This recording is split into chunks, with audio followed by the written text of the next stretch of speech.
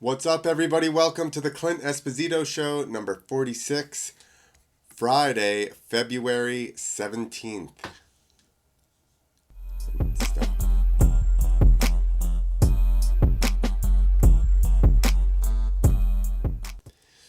All right, everybody, first bit of news is Travis Pastrana qualified for the Daytona 500. So this is a big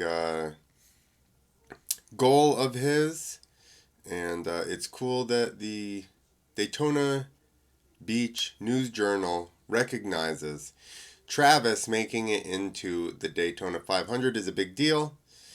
They actually call him an action hero. Should be action sports hero, maybe. Whatever. Still cool.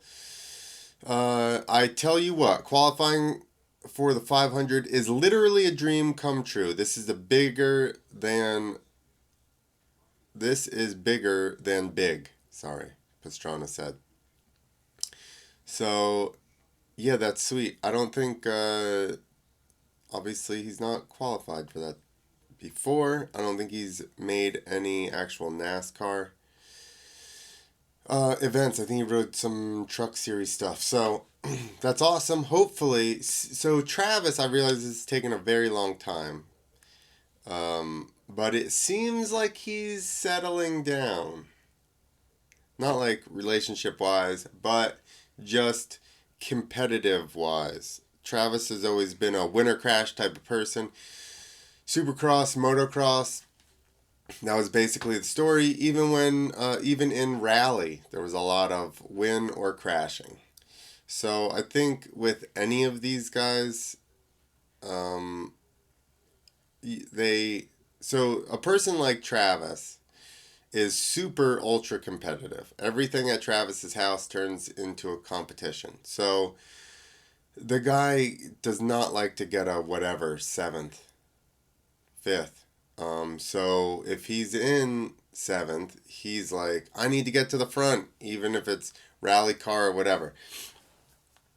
I'll say this, Supercross wise, we'll break it down this way. Travis is obviously one of the most talented people on a motorcycle. Could win races. There is footage, I don't remember, St. Louis or something, where Travis ends up battling with RC. Now, Travis is going faster than Carmichael is. He gets a little squirrely. Carmichael kind of gets a hold of him and I think runs into him.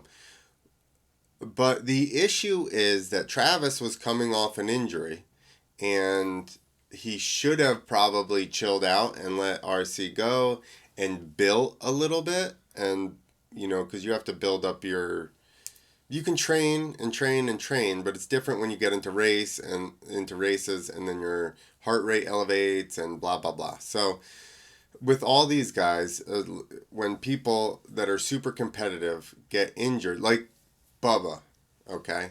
Bubba didn't want to, James Stewart, for those that don't know. James Stewart didn't want to come out and get whatever after some of the injuries. There was a lot of pressure. Same thing with him, with Travis. There was a lot of pressure on them in these sports to win. They also put it on themselves, but there's also outside pressure. I would say more of it's from themselves, which is why they are the people that they are. But yeah, they don't give themselves the time to be like, get a couple of whatever, sixths, sevenths, eighths, just to go the whole distance, figure it out till the end. It's a different set of rules a lot of times. If anybody super big motocross fans watch the Ricky Carmichael, James Stewart podcast on Bubba's World, it's more than just going fast, right? There's a lot of strategy going in to win at this level. So for any of these guys to either get hurt or switch sports and then just expect themselves to win immediately, a lot of times that's an unreasonable goal. So you need to back it down just a teeny bit and be like, I'm going to get a couple of okay finishes to just learn how to go the whole distance of the race, the mindset, the pacing, all that type of stuff, to build upon that and become the first guy. It's definitely hard for somebody like this or like James that does win in that particular discipline, and then they're out for a while and they expect themselves to be there. And it's hard. All these guys are the best in the world. Anybody at that level has probably mental coaches. They have, obviously trainers. There's riding coaches. There's a lot that goes into it. So, pumped to see, like I said, Travis just won some kind of flat track or dirt track race. He qualified. So, I mean, I think he's learning that limit of like, just chill a teeny bit. Just a teeny bit. All right, we are going to go, if it switches, there we go, to Supercross. So I have a picture of Chase Sexton here. So this is actually not what I wanted to talk about first when I switched over. We're going to go to what I was originally going to talk about. Jason Anderson on probation for Tampa rough riding incident. I'm actually really amazed that it took this long for them to even penalize anybody, because people have been getting pretty chop happy recently in Supercross, which I'm fine with. I'm fine with it. I think you have to get aggressive sometimes. I'm fine with it. Here's the caveat. I'm fine with it given, this is why I do rate that takeout, and I have the categories are necessity. The first category I judge is necessity of the takeout. Time and place, people. Time and place. Last transfer spot into the main. Take the guy out. Main event. You're trying to get on the podium. It's for money. That's when I expect the aggressive riding to come out. Later in the main event. So Anderson's deal was first lap. Doesn't seem necessary. Okay, so Jason Anderson has been placed on probation by the American Motorcycle Association for 6 months. The punishment will run through round 9 of the pro motocross season. The penalty comes after Anderson pushed Barcia into the tough blocks on an attempted pass, causing both riders to crash on lap 6. Anderson finished 6th, while Barcia recovered to finish 8th.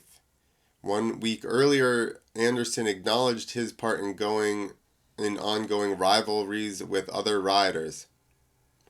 So, did they post a tweet? I'm just going to try and get out front and do my thing, Anderson said in a post-race news conference at the 8:30 mark of the video above.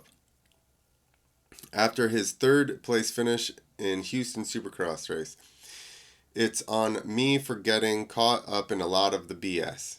I get caught up. That's something I have to take responsibility for. I didn't realize he said any of this.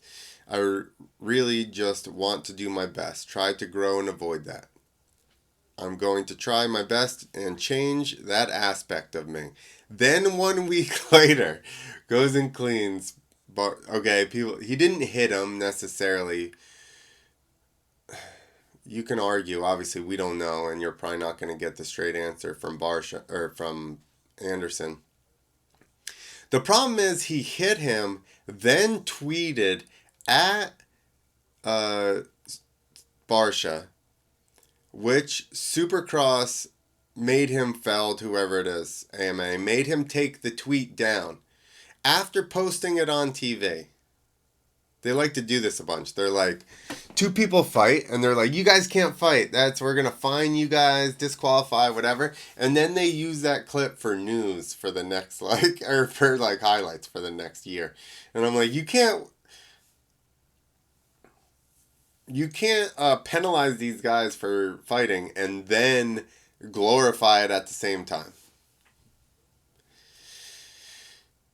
So yeah, the issue was he tweeted at him, basically saying being mad, I'm going to take you out, then takes him out. And some people are like, I don't think it was intentional to take him out. And other people went in there like that too. Yeah, and at least one other one ended in a crash, maybe 2. So, all in the same corner. I get it's the way the corner is, but if you're hacking across those ruts at the angles that they were going across them, you're definitely trying to take a front end out, or at least be in the where you're trying to go. Like the Moseman thing, they didn't really touch. If they did, it was just a teeny bit. But it was like if you're on the berm, you have to lean in and turn in. If you're not able to turn in, guess what? You're gonna low side. So I mean, do I agree with this? Um, kind of. It also bums me out though because like it's fun to watch them hit each other. I'm not mad at it. It's more frustrating on that. It's like because now, uh, is Barsha just gonna hack him off or what? Be like, oh, I didn't. I don't know. All right, so let's go back to the Sexton picture. I have this here because I've heard different things too. Like Sexton shouldn't be upset by this, and I would disagree because I understand he's pretty young, but the issue is that he's the fastest guy. He's clearly the fastest guy. He is not the most mentally tough guy, and that's all these losses. Like when he's been out front, I've heard people say 7 times. He's won twice and he's thrown away 7. Being out in front and making mistakes by himself. That's the what I don't remember what race it was just recently where he was fastest, qualified fastest, smoked Eli in the heat race. Then in the main event, they come out and Eli just has his number. And it's like, I think if he can't just break away from those guys and leave them, then he has an issue. But, which I think is the problem, right? He gets out front. Now he's just got them in his head behind him. They're coming, they're coming, they're coming. If he can't break away from them, it's like, oh, if I make a mistake, and that's what's happening. But I think that he needs to play, like we were talking about the head games. He needs to play these races different because I think, and I could be wrong, we could look at laps. I mean, other than being weaker, like what I'm trying to get at, a lot of BS. He's faster in the morning, he's faster all day. When the track is prepped, I think that when you get deep into the mains, those other guys are just better. And at maybe reading the track, at riding the rough track, it's probably more so reading the track and changing lines and doing stuff like that. Because even Tomac, right, never qualifies good because just it doesn't even make any sense because he drops lap times that are comparable to qualifying when the track is screwed up. So, like, I don't know. Maybe these guys adapt to it earlier. Like Chase, good qualifiers. Adapt to the track early, like very fast, learn it, get fast on it, and then aren't that good at moving around later on when it starts to deteriorate. And we didn't do lap times all the time, but I was always better at the end of the days when the track was rougher, and I don't think I was doing better lap times. I think I probably stayed similar, and a lot of people maybe got slower because it got rough. I don't know, or I was in good shape at the time. But I think some people are able to read tracks and adapt much better than the other people, and I think that's just Chase's issue. They're better when the tracks are chewed up, and I think maybe he needs to not get the whole shot and get out front by himself and just get like a third place start. If he could get a third place start, right, and then just stick on a Cooper Webb's ass the whole time, or a Tomac's ass the whole time, and then even if he just did that, right? Stayed on his ass the whole time right till the end of the race, learns their pace. Now, the next time, maybe he's able to pass them at the end. But I think, and I hated it too, if I ever got the whole shot, which I almost never did. But if I got the whole shot, it was like, oh no, someone's coming. And I kind of eventually learned to just like, if they were that much faster, just let them go and be like, okay, well, this is what we're doing now. Chase is the fastest guy in practice and in qualifying. That's the issue. He's like, I should be beating these guys, and he should. There's a bunch of races he's whole shot and got gone, and then just fallen on his own when there's nobody even close enough to pressure him. So I don't even know. I don't have a good answer for you on this. But the problem is he's getting used to that. And I think the more times you do that, the more times you're in that situation and you have the same thing happen, like that now is looming inside your head larger and larger and larger. And it's just like, I'm going to mess up. And then you focus on that stuff and it becomes worse. You know, you have to kind of get into, that's what the flow is, right? The flow is when you just get going and you're just not even thinking and things are just happening, and that's where you need to be. And when you're out front by yourself a lot of times and you hear somebody the whole race, it's very hard to get yourself into that position. All you hear is footsteps. I realize that's like a soccer or football reference, but whatever. All right, next one, whenever it switches. There we go. Oakland Track map. Let me find the Oakland Track map over here. Here we go. There we go. We're back to the Oakland Track map. Okay. Obviously, another baseball stadium. Oakland A's, I think. So I don't know. I don't realize how big the footprint is versus the football stadiums, because I had heard Ricky say something that he likes the football stadiums better because they're a little bigger. I would have thought this, like the way it's kind of not as long. I think it gets weird when they get long. But anyway. Holy shite. Okay, you got the 10 Commandments style section right here. This is the first thing I'm going to talk about. And I just say 10 Commandments.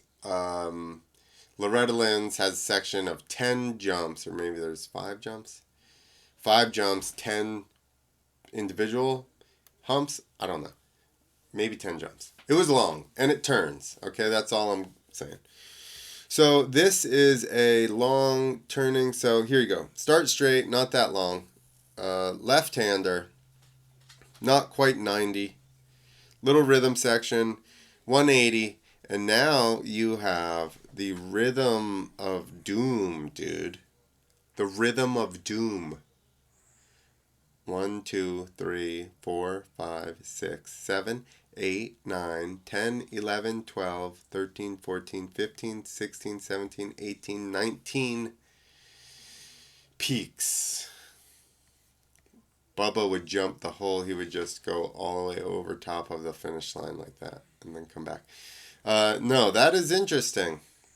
3, 3, 3. That's already 3 threes. I don't think you're going to 3 through the corner. Let's say that you can. 3, 4. There's at least, you would have to triple like 6 times to get through this section, even if you tripled all the way through. So that's very interesting. They look like they're varying heights.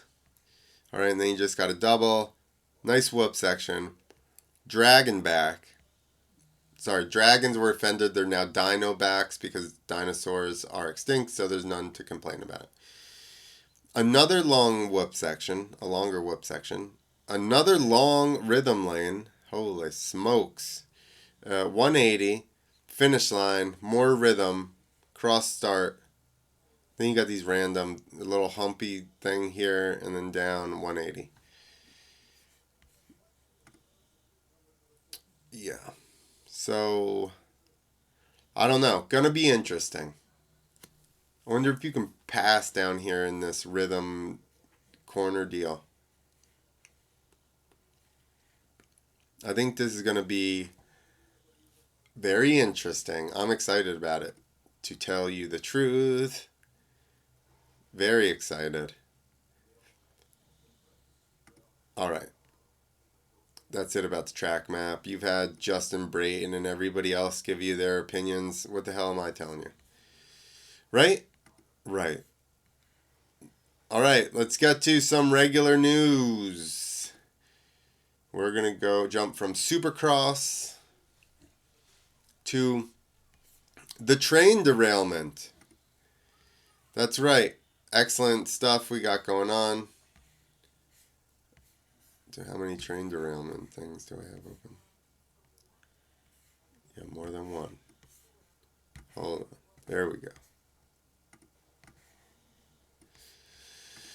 Okay, what we know about the train derailment in Ohio. First, I want to say this. Look at this cloud and its hazardous chemicals. Yet, they're worried about cow farts. Just wanted to point that out. The big picture, as emergency crews continue to clean up the site of Norfolk Southern train derailment in East Palestine, Ohio, lawmakers have drawn attention to the government's oversight of the freight train system. Meanwhile, the Biden administration has promised to hold the trail operator accountable for the wreck and its aftermath. Did you get what that first whole sentence basically says? Norfolk Southern says, and Ohio lawmakers draw attention to the government's oversight. So Ohio is like, the government hasn't been taking care of the rail system or the infrastructure. Meanwhile, the Biden administration has promised to hold the rail operator accountable. So, they're both just pointing the finger so far. So this is going to be good. The train derailed on February 3rd was carrying hazardous materials, including at least 5 tankers of vinyl chloride, a colorless but hazardous and carcinogenic gas used to produce PVC plastic and vinyl products. Okay. I'm pretty sure the thing had a bunch of chemicals on it. We're just hyper-focused on the couple of cars that have like super bad stuff in it, but the other ones have really bad stuff in it. So it's like still not.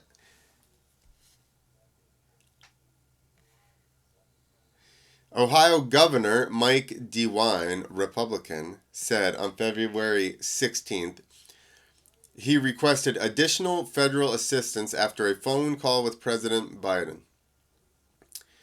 DeWine alleged the Federal Emergency Management Agency, FEMA, had advised that the state is not eligible for disaster assistance from the agency. But he said he would continue working with FEMA to determine what assistance can be provided. What? So, Ohio never applied for FEMA help? Like, what the hell happened here? Meanwhile, Norfolk Southern said on February 15th it pulled out of a town hall with local, state, and federal officials due to concern over the growing physical threat to its employees and members of the community. But it did not elaborate on what the threat entailed. People at the town hall, which occurred while representatives from the railway company saw answers for a potential of long-term exposure to chemicals. People at the town hall, which occurred without representatives from the railway company. There you go. Saw answers for the potential of long-term exposure to chemicals released during and after the derailment and what health dangers residents may face, which seems reasonable. Catch up quick. Norfolk Southern officials said some of the cars carrying the vinyl chloride were not breached during the crash, but were at risk of exploding. So crews released and burned their contents on February 6th, creating a massive smoke plume above the town for several hours. Hundreds of people were evacuated. All right. What risks? Acute exposure to high levels of vinyl chloride. Again, the only one that they're addressing. In the air has been linked to central nervous system effects, while chronic exposure has been shown to cause liver damage, including a rare form of liver cancer, according to the EPA. When vinyl chloride burns, it decomposes into hydrogen chloride and phosgene, according to the International Program on Chemical Safety.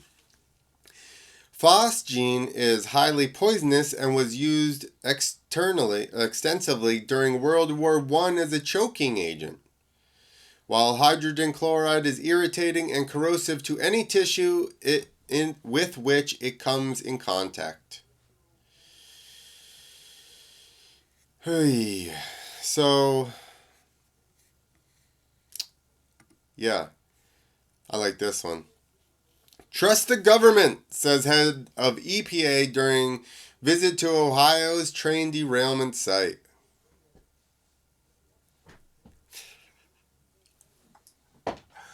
Holy shit. When does this guy go on for his comedy set? When is it? Because his opener is good. It's good. So far, it's trust your government. And the government says we're going to hold these people responsible. And the people said that the government hasn't fixed the tracks. So, what do we think about that? All right, massive release of toxins at Ohio train derailment site following controlled release. Now, we just scooted over it, but I'm going to somewhere. Thousands of pounds of vinyl chloride, a highly toxic, deadly, and known carcinogen, were dumped on the ground and set on fire from 5 tankers that had derailed as part of the 50 cars that went off the track on Friday. While officials evacuated people living within 1 and 2 mile radius of the wreckage, people on social media were reported being able to smell the chemicals 10-15 miles from the site of the crash. Dead fish are being cleared from the banks of streams miles downstream from the accident. One woman posted a video of her chickens dying in northern Lima, Ohio, about 10 miles from the accident. Amanda Beshears told the local news stations, WKBN, that's a great news station, that her eyes watered when she went outside and that her chickens were fine the day before. Many people took photos and videos of the explosion and posted them on social media along with comments about the smell in the air. Jim Kosier, I think, posted several videos showing the smoke from the explosions covering the area where he lives, called upon his neighbors to gather soil and water samples to be used as evidence.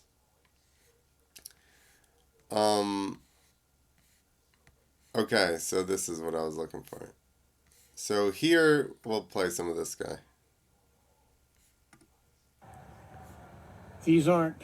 He's not happy. These aren't storm clouds. This is the fucking shit that they burn off. The fucking shit they burn off in East Palestine. This is not fucking storm clouds.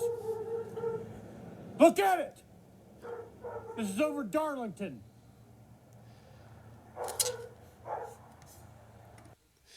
So again, cow farts. I'm just going to keep bringing that up for you. All right, now this guy. Meaning that when these trains crashed and these started leaving, this hasn't been getting a lot of coverage, and the coverage that it has been getting hasn't been very good. So let's talk about the trail derailment in East Palestine, Ohio. East Palestine's about an hour north of Pittsburgh, almost halfway to Cleveland. Norfolk Southern has a rail line that goes right through town, and this derailment happened right on the edge outside of town on the border of PA and Ohio. Of the cars that crashed, 5 of them contained vinyl chloride. It's a monomer used to make PVC. Again, 5 of the 50 reporting on this cars has gotten vinyl chloride confused with polyvinyl chloride, the polymer made out of vinyl chloride. Okay, I also want to bring this up. So he's like, oh, people are confused between it being vinyl chloride or polyvinyl chloride. Vinyl chloride is toxic for you, okay? But once they turn it into plastic, you can drink out of it, you can store your food in it, you can microwave your food in it, and it's totally fine.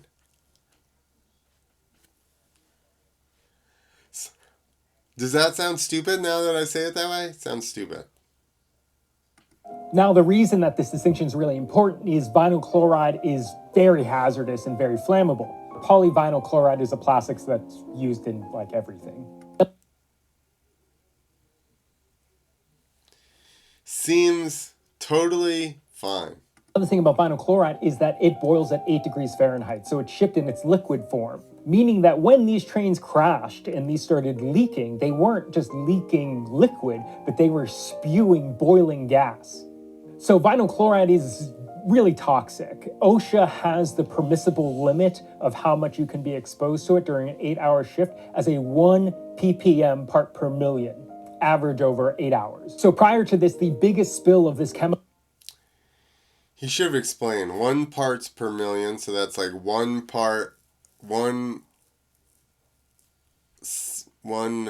cell, 1 molecule of whatever it is to a billion? I don't know. Over 8 hours? How many particles do we breathe in? We need, what's his name? The science guy, the nerdy guy to explain it. Tyson. Chemical was in New Jersey, where 1 train car and about 23,000 gallons of vinyl chloride were spilled, but it didn't catch on fire. Now, this crash in Ohio has 5 train cars. These kinds of tanker cars can carry between 25 and 33,000 gallons. Let's call it 250 to 250,000 pounds of vinyl chloride. That's per train car, 5 train cars. There's maybe 1 million pounds of this toxic chemical spilling into the ground and also boiling off into the air. But then it caught on fire. I think this is where the reporting is really bad because no one is mentioning what the byproduct of vinyl chloride burning is. Of the many byproducts of burning vinyl chloride, one of them is hydrogen chloride. Hydrogen chloride is really unstable and latches onto water, like just water vapor in the atmosphere, and that turns into hydrochloric acid. So right now, government officials from the railroad, both the governor of Pennsylvania and... Okay, so what he said was when it spilled in New Jersey, there wasn't as much, and it didn't catch on fire to make this other, whatever, acidic shit.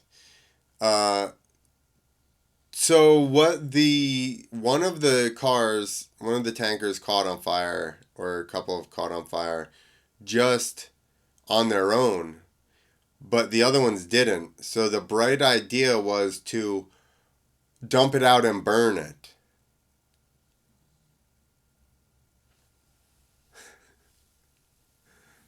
Like, does this whole thing not seem crazy? Right? They're tanking super dangerous chemicals around. And this is, again, only one that we're addressing. This is the only one we're addressing. I bet there's other chemicals in there that are not good. Like, because say there was 5 trailers full of Roundup. How do you think that would affect the environment around there? But we can't say that because Merck or whatever it is pays too much sponsorship money. I don't know. This is very disheartening for everybody in the area, for America in general, but especially everybody that lives right there, you know, that now their land's not worth shit. And they'll just do another trail of tears and just push those people out of their homes, and then they'll just go and have you know, bumps on their head somewhere else. In Ohio are calling burning off the 1 million pounds of this stuff a success, but not mentioning that it means that we have hundreds of thousands of pounds of acid in the air, potentially.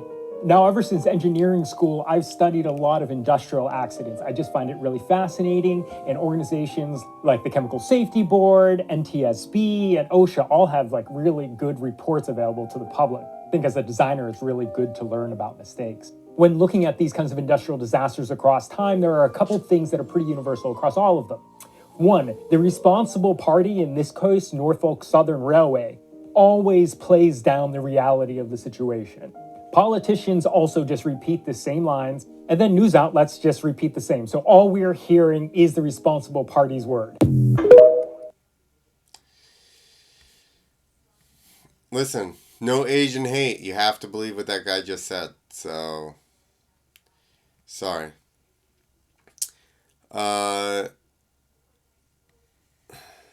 Dude. Here, somebody posts this.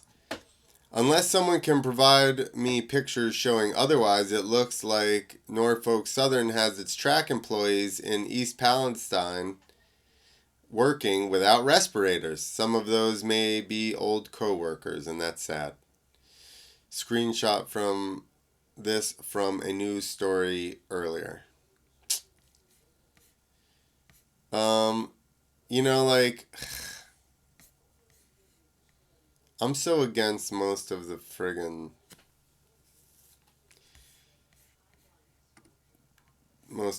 stuff that our government comes up with for us.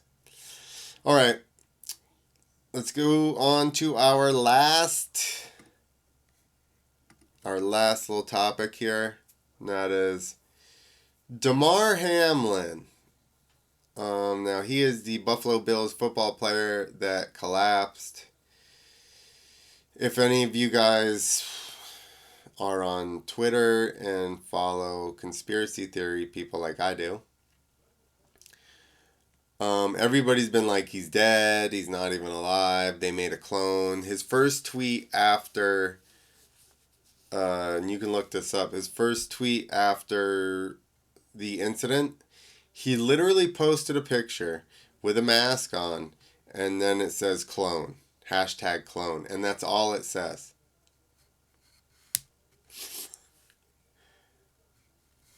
What? Then they showed him at that football game, right? Where he's in the box by himself and he's got a mask on. But he doesn't go down to the locker room. Okay, and then they, I'm not putting too much. The clone thing really has me.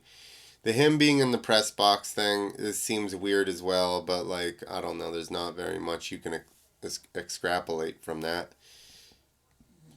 But now he goes on Good Morning America, okay, to talk about his remarkable recovery. And Michael Strahan asks him, and I've been looking for this because, you know, there was something earlier about the World Economic Forum where they had a clip of like Klaus Schwab or something saying that they wanted to reduce the population, or the CEO of Pfizer, reduce the population by 50. But when I went and I watched the actual video, that's not what it said. They said they wanted to reduce the amount of people in the world that couldn't afford their life-saving drugs to 50%. much different than what it was cut up to look like online.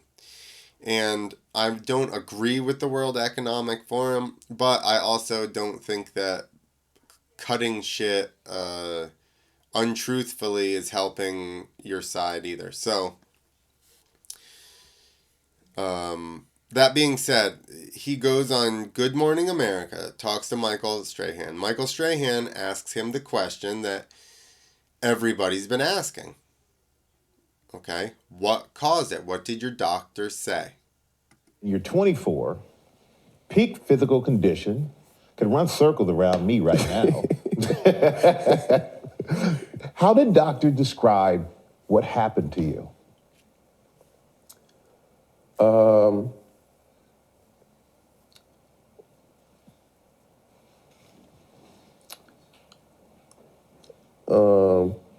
That's something I want to stay away from.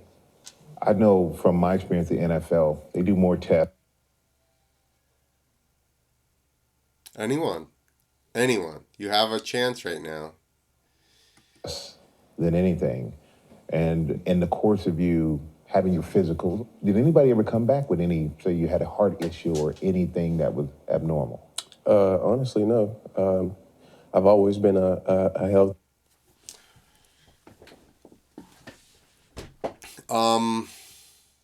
I'm at a loss for words. Sorry about being silent here, but I'm just like,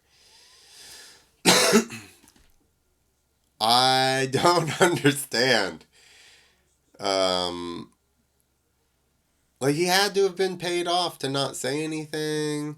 I know some alternate truth believers that are like, it's going to be, they're trying to backpedal to be able to come out and say that that's what it was, and this is like kind of, it's implied without saying it. And again, I don't know how much of this stuff is actually orchestrated. I think that a lot of times they're just like, make lemonade out of lemons, because I don't think you could predict a lot of this shit. Like, they knew he was gonna collapse. It's a stupid thing to say, but do I think they're backpedaling a little bit? Yeah, I mean, you would have to, no? How long can you be like climate change and eggs? Eggs all of a sudden. There's probably less people eating eggs now than ever, and I bet you all these people that are having issues are not huge egg eaters. Most of the people having issues, I'm just going to go out a limb here and generalize. I know that this is cardinal sin here, but I would venture to guess that if you stayed up to date with all your boosters, you probably also don't eat eggs in the morning because chicken farts, and burps. That would be my guess. I could be wrong. I guarantee you don't eat 4 eggs a day like I do. Weird thing is I haven't gotten any blood clots. That's a weird thing, because I've been eating 4 eggs a day for the past probably like 8 years. Is there something, is there something with the eggs? Is it bullshit, or is there something with the eggs? Because I also see things come up that say that eggs prevent like COVID from binding in your body or something like that, or it works like let's look it up. Eggs and COVID. Let's see if I am on Brave, prescribed for COVID-19 patients. Here is why eggs are, this is from 2020. Here is why eggs are so good for your immunity. This is from 2020. Ay, ay, ay. Not only are they considered to be one of the healthiest diet options for Weight Watchers, but they also act as excellent aids for the immune system. There is a reason why kids are encouraged to eat eggs from the start. From a healthy body, strong nail, hair, and bones, there are so many benefits to eating eggs on a regular basis. Never to forget, they pack so much protein. It would surprise you to know that in a lot of coronavirus quarantine facilities around the world, patients in recovery are offered eggs with their dairy meals. In a welcome move, authorities are also providing a lot of healthcare work. Why aren't we telling about what makes them so healthy? Even though there is a broad misconception that eating eggs on a daily basis is not good for your cholesterol, consuming eggs regularly is an antidote for your immune system. I don't think that should have been used that way. Antidote for your immune system, like we're trying to get rid of our immune system. There's a reason why people who are sick or recovering are asked to eat eggs. From the shell to the core, they are loaded with plenty of nutrients which are good for a healthy... There you go. Helps relieve cold and flu. Eggs are also a trusted remedy for fighting off a nasty cold or flu infection and has been used in families for hundreds of years now.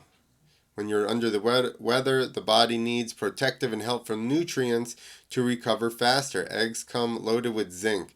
See, this is not there's something I saw recently where it's like a study says that it looks like the same thing. COVID-19 and your eggs. Let's see what this one. Here you go. There's a Swatch India proving this false. Alright, it's too much to fucking read through. Since the beginning of the pandemic, news feeds, inboxes, texts have been filled with messages from companies. Anyway, there was some actual study where it showed that it actually prevented eggs on a roller coaster due to COVID. No. There was actually a study that showed that it stopped it from binding.